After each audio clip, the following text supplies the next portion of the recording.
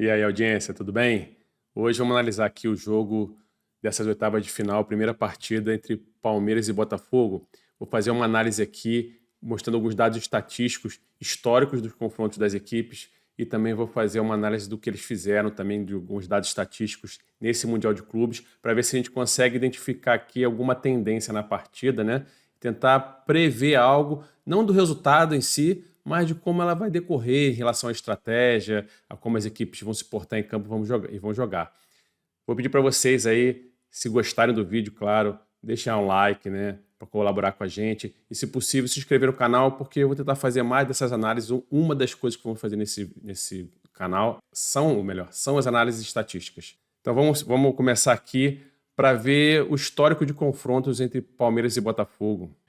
E aí nós vemos aqui, né, do lado, que todos os confrontos da história, né, foram 101 jogos, foram 33 empates, né, e o Palmeiras ganhou 38 contra 30 do Botafogo, né, historicamente mais vitórias do Palmeiras, 153 gols do Palmeiras, 130 do Botafogo, e no último confronto, foi no Brasileirão desse ano, foi um 0-0, daqui a pouco vou mostrar um pouco mais de dados dessa partida.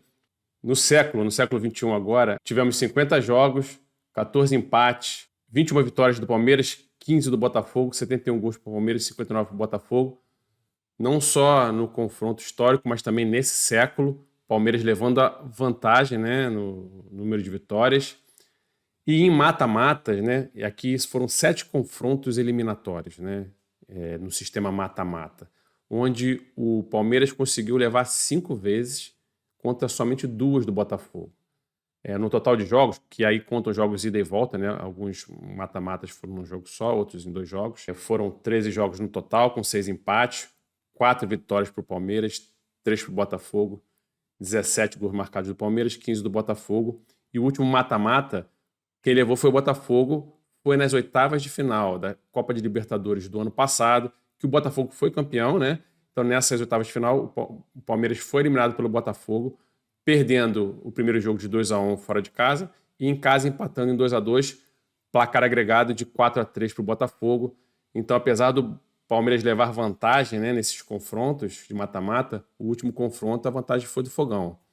E aí, apesar da história inteira, né, dar vantagem para o Palmeiras, nos últimos 5 confrontos, a vantagem do Botafogo.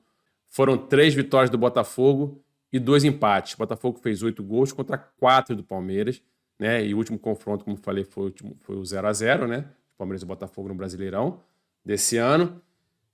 A última vitória do Botafogo foi no Brasileirão do ano passado, 3-1, fora de casa, e foi uma vitória importantíssima, né, para o Botafogo chegar ao título brasileiro. Foi um jogo que foi praticamente uma final.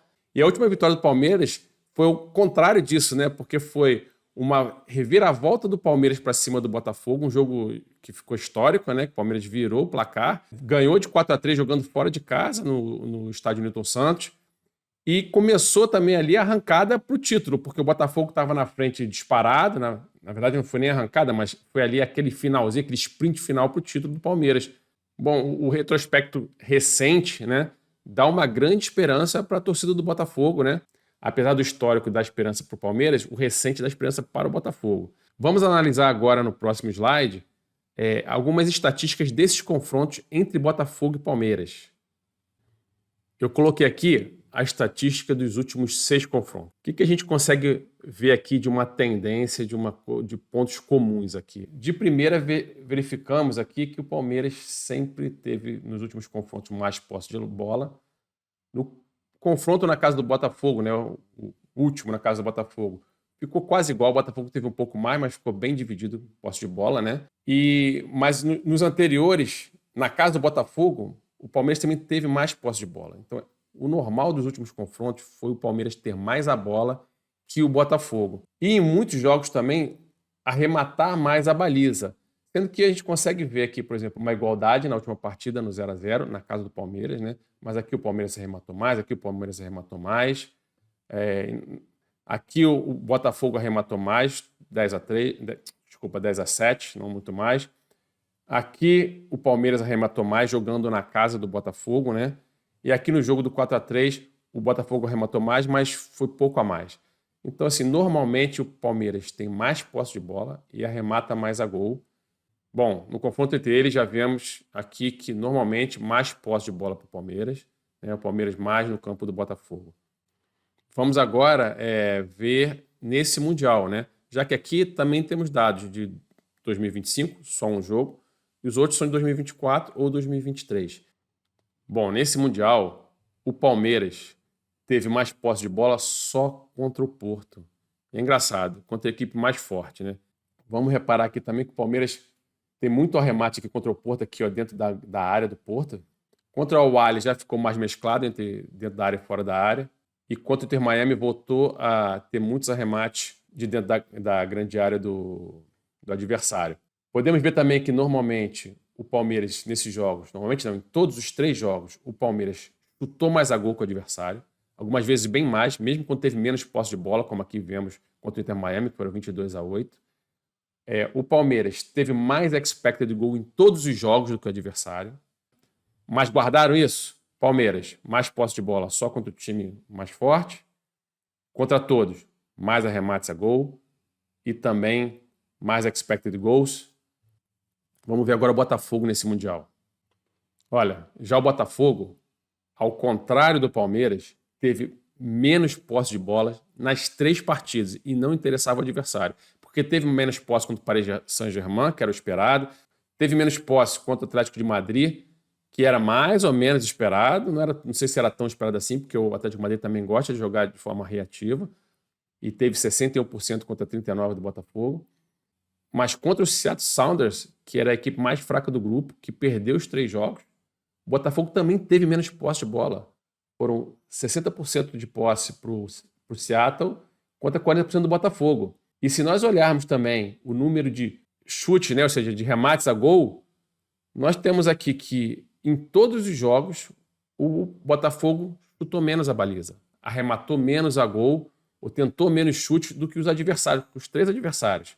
E se olharmos os expected goals também, o Botafogo teve menos expected goal, muito menos do que o Seattle Sounders, menos do que, e bem menos também do que o Paris Saint-Germain, e bem menos, né, ainda menos do que o Atlético de Madrid. Vamos agora, com base nesses números, analisar o que esperar do jogo de hoje, né? Então, pessoal, apesar do Palmeiras, nesse Mundial, nos jogos, só em mente um ter tido mais posse de bola, se juntarmos o contexto geral, o Botafogo sempre teve muito menos posse de bola do que o adversário. E o Palmeiras teve mais posse contra a equipe mais forte. E também teve mais posse nos últimos jogos contra o Botafogo.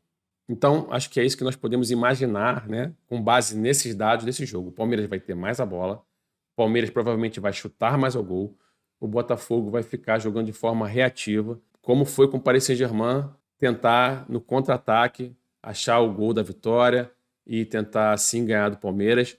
Os resultados recentes estão a favor do Botafogo. Eu não vou aqui dar favoritismo para nenhum dos 2 lados. Acho que é um jogo 50-50. O Palmeiras vai jogar no campo do Botafogo no contra-ataque, mas quem vai ganhar, olha, difícil de dizer aqui agora.